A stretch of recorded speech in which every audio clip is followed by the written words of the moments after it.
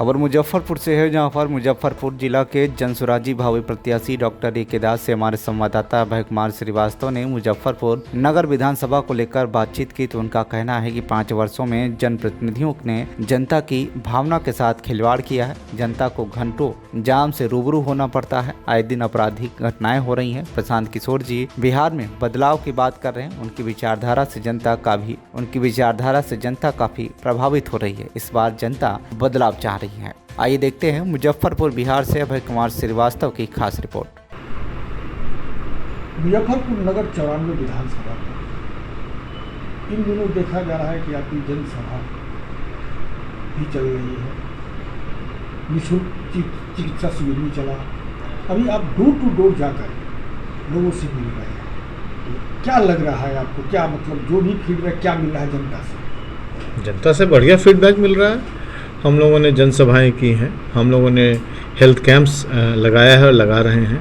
हम लोग door to door visit कर रहे हैं, लोगों से जनसंपर्क कर रहे हैं और रिस्पांस जो है वो जनता का अभूतपूर्व है, बहुत बढ़िया है, अच्छा लग रहा है। जिस तरह से अभी वोटर चोरी को लेकर के जो लंबी लंबी यात्राएं कर रहे हैं, साथ ही साथ इन विगत महीनों में बिहार को 800 करोड़ का पैकेज दिया गया है प्रधानमंत्री द्वारा। तो क्या लग रहा है इसमें जन स्वराज का?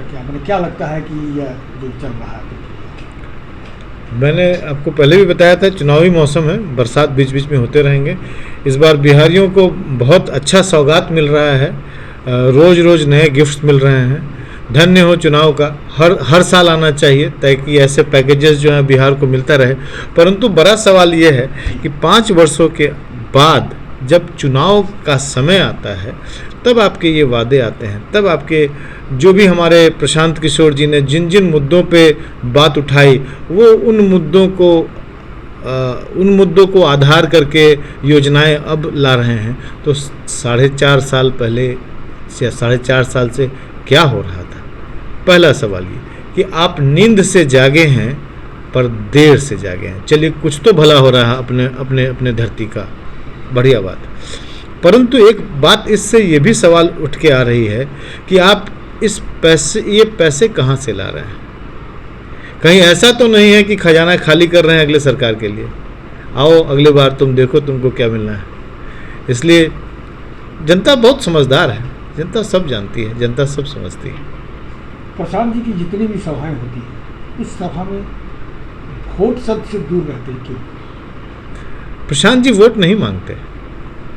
प्रशांत जी लोगों को जन चेतना जगा रहे हैं और जन चेतना के माध्यम से वो बता रहे हैं कि आपकी जो परिस्थिति है, बिहार की जो बदहाली है, उसका वजह क्या है। और आप अपनी शक्ति आपके हाथ के अंदर, आपकी उंगली में छिपी हुई है, उस शक्ति को पहचानिए, अच्छे लोग को चुनिए। अगर आप अच्छे लोगों को चुनेंगे तो अपने आप अच्छी सरकार बनेगी। दायित्ववान लोग आगे आएंगे, सामर्थ्यवान लोग आएंगे जो आपकी शक्ति का इज्जत रखते हुए आपकी समस्याओं को सुनकर उसका समाधान करने की ताकत रखते हैं। वोट नहीं चाहिए, वोट नहीं मांगते। वोट नहीं चाहिए ऐसा नहीं बोलते हैं, वोट किसे करना है इसके बारे में समझाते हैं कि वोट इस मुद्दे पर नहीं दीजिए, वोट इन मुद्दों पर दीजिए। और वो मुद्दे क्या हैं? आपके बच्चे, आपका भविष्य।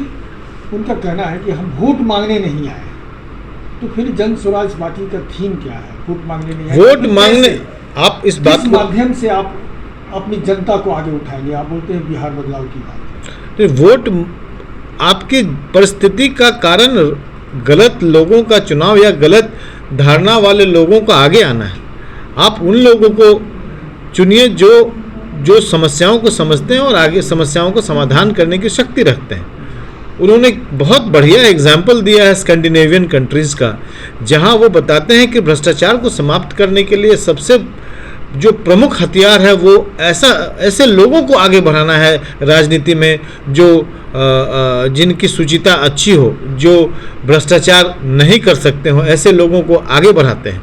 तो अगर आप ईमानदार लोगों को चुनकर आगे बढ़ाते हैं तो भ्रष्टाचार स्वतः ही समाप्त हो जाएगा। अगर राज्य का मुखिया और उसके अधीनस्थ आने वाले मंत्री और उसके कैबिनेट के जो लोग हैं या जो लेजिस्लेटर्स हैं, जो एमएलए बन के आते हैं, अगर वो ईमानदार होंगे तो उनके अधिकारीगण भी ईमानदार होंगे। और इसी तरह से भ्रष्टाचार की लड़ाई जो है नीचे से ऊपर नहीं बल्कि ऊपर से नीचे चलती है। मुखिया अगर ईमानदार हो तो घर का हर व्यक्ति जो है वो ईमानदार हो।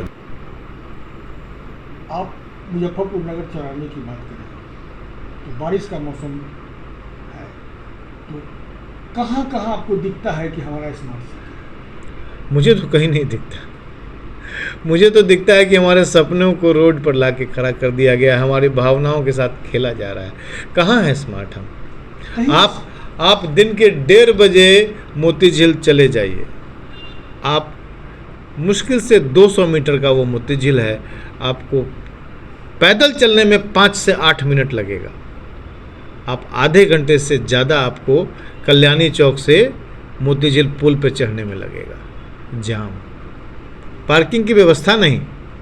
आपको गलती से भी शौचालय अगर लग जाता है तो पिंक टॉयलेट या जो बायो टॉयलेट्स जो लगे हैं महिलाओं के लिए, पिंक टॉयलेट्स और पुरुषों के लिए बायो टॉयलेट्स है, आप उसकी तरफ गलती से भी झांक कर नहीं देखिएगा क्योंकि पानी उसमें है ही नहीं।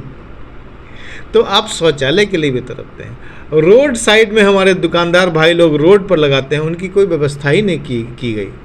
सब्जी फुटकर व्यवसायी वाले लोग जो हैं उनके लिए कोई व्यवस्था ही नहीं की गई।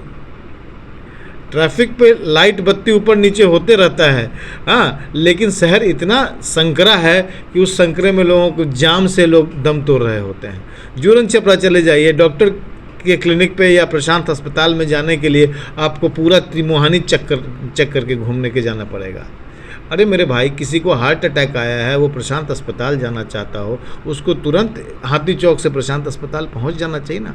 उसको इमली चट्टी घुमा के महेश बाबू चौक से घुमा कर आप जाम वाले इलाके से प्रशांत अस्पताल ले जाइएगा या प्रसाद अस्पताल ले जाइएगा या डॉक्टर अंशु के यहाँ लेके जाइएगा तो उसका तो दम ही टूट जाएगा।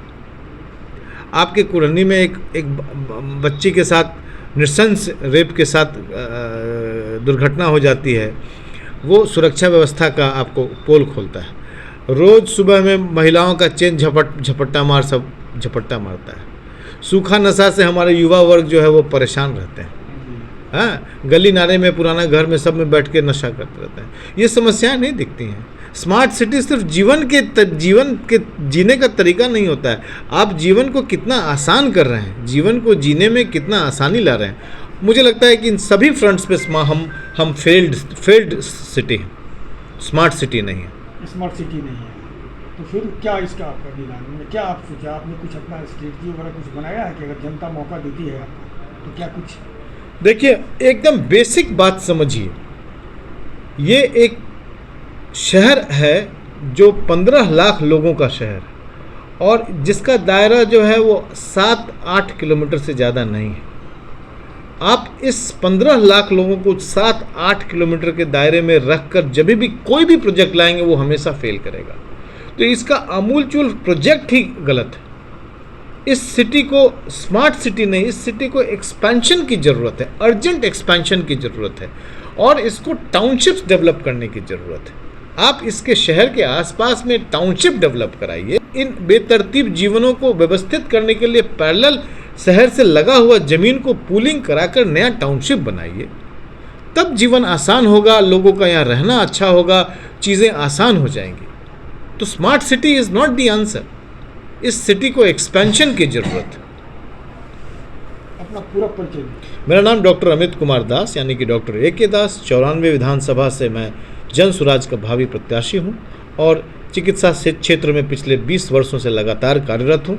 मेडिकल कॉलेज में हमने कई साल काम किए और अपने मेडिकल एसोसिएशन में मैं बिहार का प्रदेश अध्यक्ष था और अभी मैं पूरा ईस्ट जोन का मिड ईस्ट जोन का मैं रिप्रेजेंटेटिव भी हूँ। RSSDI का मैं नेशनल एग्जीक्यूटिव मेंबर हूँ और IMA का मेंबर हूँ। लायंस क्लब का मैं पास्ट प्रेसिडेंट हूँ और समाज के बीच में रहता हूँ। लोगों के बीच में रहना अच्छा लगता है।